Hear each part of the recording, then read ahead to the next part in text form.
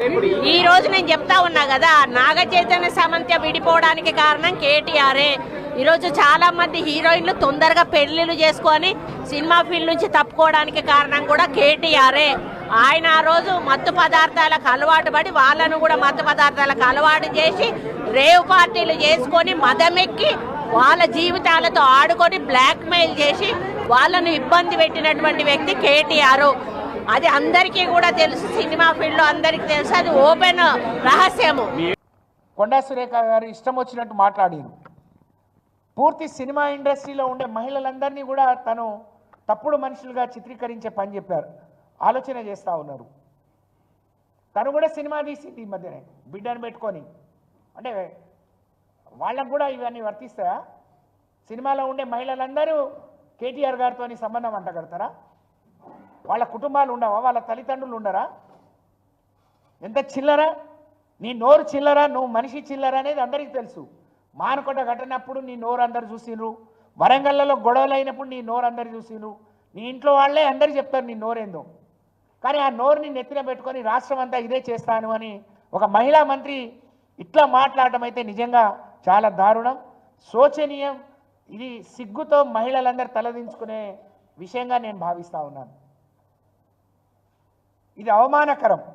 కొండా సురేఖ గారు, మీరు ఎప్పుడు మాట్లాడినా ఇట్లనే నడిచిపోతుంది, నేను ఇట్లనే మాట్లాడి బట్టగాల్చి మీదేసి వెళ్ళిపోతా అనుకుంటే ఖబర్దార్ బిడ్డ, నోరు మూసుకో, లేకపోతే మేము నోరు మూయించాల్సి వస్తుంది.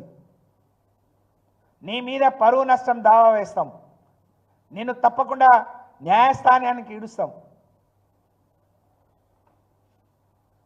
వాళ్ళు ఇట్లా పిలిచారు, పోనందుకు వాళ్ళను అందుకని వదిలేశారు. అంటే మీరు ఇప్పుడు ఏం చేశారు? మీరు పక్కన ఉన్నారా? మీకు ఎట్లా తెలుసు ఇవన్నీ? ఎవరింట్లో ఎవరో మాట్లాడుకున్నది ఈమెకి ఎట్లా తెలుస్తుంది? ఎందుకు అనవసరంగా మహిళలు పరువు తీస్తున్నారు? ఇద్దరికిద్దరు గౌరవంగా ఉండండి. మా బాధ అంటే ఏంటంటే మా జిల్లా నుంచే ఉన్నారు, మాట్లాడొద్దు, ఏదైనా వస్తే మాట్లాడొద్దు, వాళ్ళని గౌరవిద్దాం, వాళ్ళకి సపోర్ట్ చేద్దాం అని అనుకుంటే పరిపాలన గాలికి వదిలేసిండ్రు. మీరు ఇచ్చిన ఒక్క హామీ ఇవాళ మహిళలు మిమ్మల్ని చీ అంటున్నారు. నువ్వు మాట్లాడి ఇంకెవరినో చీ అనడం కాదు కొండా సురేఖ గారు, మీ పరిపాలన మీ మహిళల్ని, మీ కాంగ్రెస్లో ఉండే మీ మహిళా నాయకుల నుంచి చీ అంటున్నారు. అనవసరమైన ఆర్టీసీలో బస్సు ఫ్రీ తీసుకొచ్చి మహిళల పంచాయతీ పెట్టించిండ్రు. మీ వాళ్ళకి ఇస్తాన 2500 అతి గతి లేదు, ముసలమ్మలకు మీరు ఇస్తాన 4000 గతి లేదు, రైతు రుణమాఫీ సగం కూడా కాలేదు, పావల వంతు కూడా కాలేదు. నా సొంతూరు సొసైటీలో 2575 మంది ఉంటే 500 మందికే అయింది, 1800 చిల్లర మంది కాలేదు. ఒక ఉదాహరణ చెప్తున్నాను నేను. అటు రైతు రుణమాఫీ కాలేదు, రైతు బంధు ఇవ్వట్లేరు. ఇవాళ హైదరాబాద్ అంతా సర్వనాశనమైంది. ఇవాళ హైదరాబాద్ని ఎవరు చూసినా, ఒకప్పుడు ప్రపంచ పటంలో నిలిపిన హైదరాబాద్ ఈరోజు మరి కాకా వికలమైపోయింది. మీ పరిపాలనను అసహించుకుంటున్నారు. ఇవాళ హైదరాబాద్కు రావాల్సిన అభివృద్ధి వెనక్కిపోతుంది.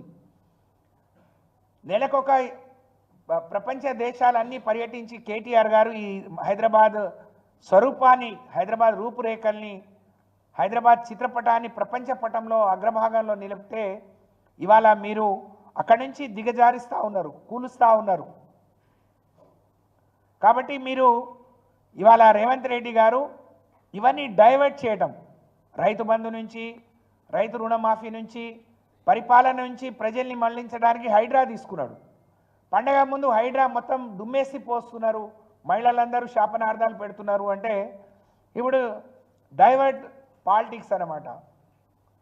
మహిళా మంత్రులను సికండీలుగా పెట్టుకొని ఇవాళ రేవంత్ రెడ్డి గారు, ఈ ప్రభుత్వం వాళ్ళను ముందుకు నడిపిస్తూ వాళ్ళతో ఇష్టం వచ్చినట్టు మాట్లాడిస్తూ మరి ఏదైనా చేయవచ్చు అని అనుకుంటున్నారు. ఇది పొరపాటు. ఇవాళ మిమ్మల్ని అసహించుకునే పరిస్థితి వచ్చింది. వాళ్ళ మిమ్మల్ని అసహించుకుంటున్నారు. మేము కూడా 15 ఏళ్ళుగా ప్రజా జీవితంలో ఉన్నాం.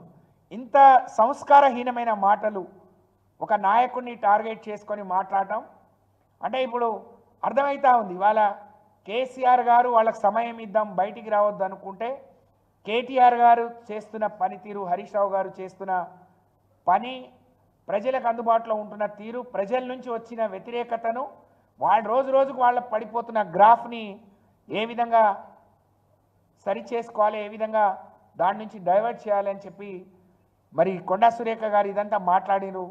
దీన్ని తీవ్రంగా ఖండిస్తూ మీ నోరు అదుపులో పెట్టుకోండి. కొండా సురేఖ గారు ఆలోచించాలి. అంటే ఆమె మాట్లాడిన చాలా గొప్ప మాటలు అందరూ హర్షిస్తారంటే నిన్ను అందరూ అసహించుకుంటున్నారమ్మా. నాకంటే వయసులో పెద్ద